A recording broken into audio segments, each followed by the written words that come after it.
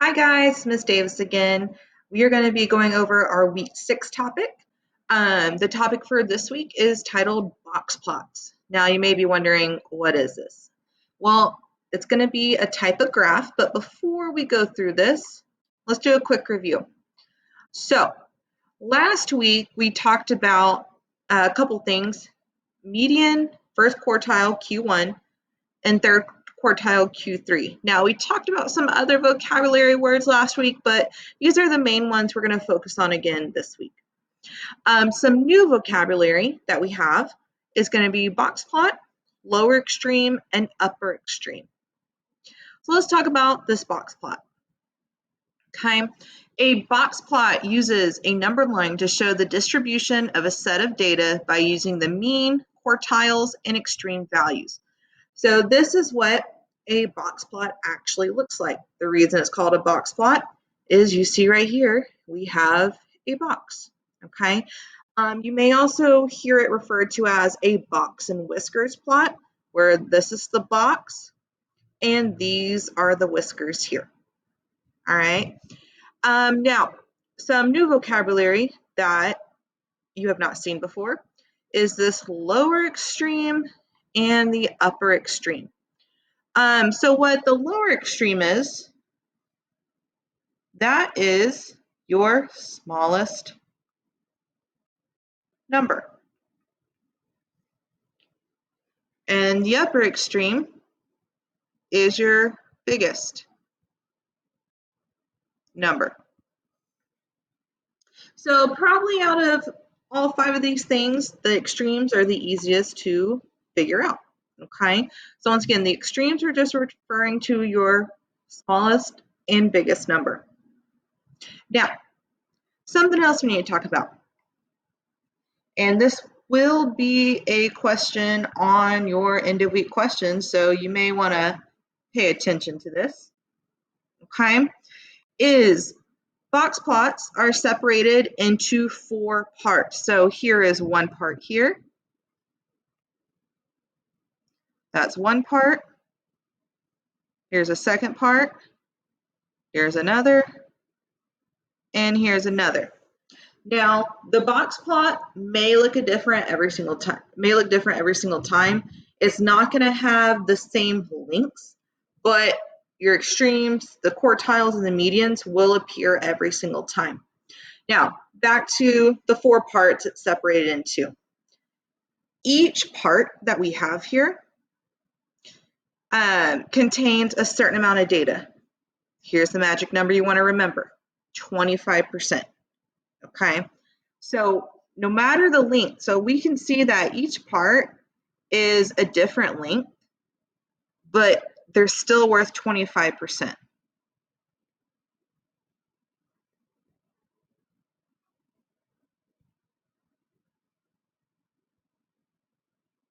So fun fact, the box that we refer to is always combined 50%. Now, let's go on to how to identify your extremes, medians, and quartiles from a graph. All right, so I have a graph here talking about car speeds, and it is not labeled like before. The easiest thing to find, like I said before, is your extremes. So remember, your extremes is your smallest and your biggest number. So if I'm looking at my lower extreme here, that's going to be 19. And if I look at my upper extreme, that is hitting right on at 40. So those are my extremes. Find, once again, the smallest number, that's your lower, and the biggest number, which is your upper. Now, next I would suggest find the median. Now, you may be thinking to yourself, well, the median should be in the middle, so it should be right smack in the center of the box.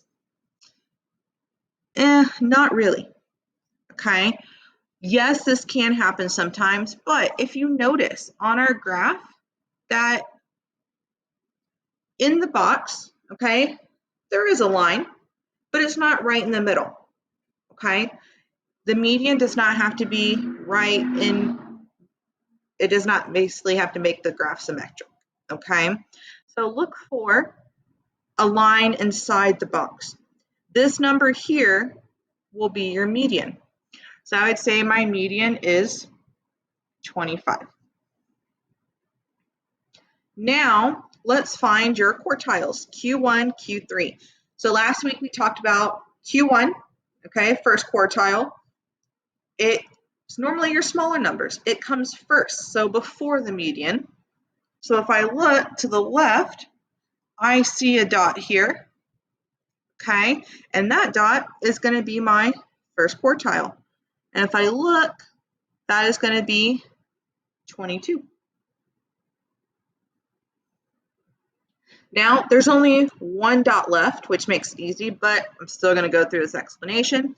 To find your third quartile, we talked about it's to the right of the median, or the number's greater than the median, okay? So I'm going to look here, and that's my third quartile. So if I look, it looks like it's at 34. So that's my Q3. All I did was look at the box, and because I knew where the placement of each thing was, and I can go back to the slide, okay? If you want, you can, on a piece of paper, if you're taking notes, draw an example, okay, that has the labels, okay? So your extremes, your quartiles, and the median is basically going to be in the same setup. Like I said, the links may be different. Your median here may not be in the middle, but it goes in the same order. Now, let's go back to talking about percents, all right? You may see a question, especially on your end of week questions, saying, what percent of the data is at least 25? So what I need to go and do is find 25 on my number line. Okay, what it means by at least, that means that is the minimum, all right? So it has to be that number or greater. So if I look, here is one part, and here is another section. Each section is worth, once again, 25%.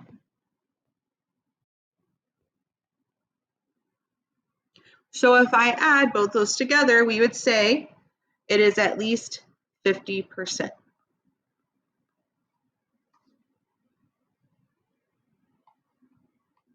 Now the next question I have, what percent of the data is at most 34? So if at least is the minimum, that means at most is the maximum. So I'm going to find 34, which is right here. We said that was our Q3. So that tells me that I have this section, and this section here. And each one is worth 25%. So if I'm adding 25, 25, and 25, that gives me 75%. So we would say 75% of the data is at most 34. Pop quiz, if I just wanted to know the percent of the box, right, this box here, I said that was what percent? Every single time, no matter what. You can pause before I reveal the answer, or you can just continue on. So I said the box every single time, no matter what, is 50%. All right, so this is the easy part, okay? Looking at the graph and being able to identify these 5 items, and I guess technically 6 if you include the percentage, okay? This will be a question or a similar question on your end of week questions, okay? So you can always come back to this and go along with the video, all right? So once again, for your end of week questions, you will need to be able to identify the parts of the box. Something else you're gonna have to do, all right, is create the box, basically, okay? So from a set of data, you need to create from scratch a box plot. Now, I would break this up into two parts, okay? Start with, kind of like we did last week, finding all the information needed before we go through and draw, okay? So the first thing, easiest thing, put them in order from least to greatest if they're not already. So I'm looking at my numbers, and lucky for y'all and for me, they're in order. So since they're in order, let's find our extremes. Now, if you want to do this on your own, you can pause the video now. If not, I'm going to go through this part with y'all. So if I look, my smallest number is 6, so that will be my lower extreme. My biggest number is 14, so that will be my upper extreme. Now, let's find the median. Remember, start crossing off numbers one by one, start with the smallest, and then go to the biggest. And we're going to keep going until we either get one number in the middle or two. We made it easy this time. There's only one number in the middle. And if you want, you can check. So if I count over here, I have 1, 2, 3, 4, 5 numbers on the left. On the right, I have 1, 2, 3, 4, 5. Perfect. It's split separately or evenly. We're good. So our median is 9. Now I'm going to leave that median circled for a reason. Let's find our quartiles. So our Q1 is everything below the median. And then I just have to find the median again. So I'm going to start marking off from the smallest to the biggest. And that leaves me with my Q1 being 8. Now repeat this process again to find Q3. So Q3 is everything above the median. And I'm going to start crossing off. And I'm left with, for my Q3, 11. Now, a reminder, when you are separating your quartiles, do not include the median, okay? That's why I normally leave it circled, or if there's two numbers in the middle, I draw an arrow, okay, so I can make sure to split it correctly. So this is part 1, finding all the information you need to create the box plot. Now let's go on to part 2, creating the actual graph. So we need all our information from the previous slide. So our median was 9. Q1 was 8. Q3 was 11. Lower extreme was 6. And our upper extreme was 14. All right. When you are drawing the box plot, these 3 things here, okay, are going to create the actual box. These 2 are going to create those whiskers we talked about. So I personally find it easier to start with the box. So for the median, I'm going to put a dot on 9. Put a dot for my Q1 on 8. Put a dot on 11 for Q3. And now what I want to do is I want to connect the box. So draw a line down your Q1. A little easier if you're doing it on paper versus a computer screen. Draw a line down your Q3. Connect your rectangle.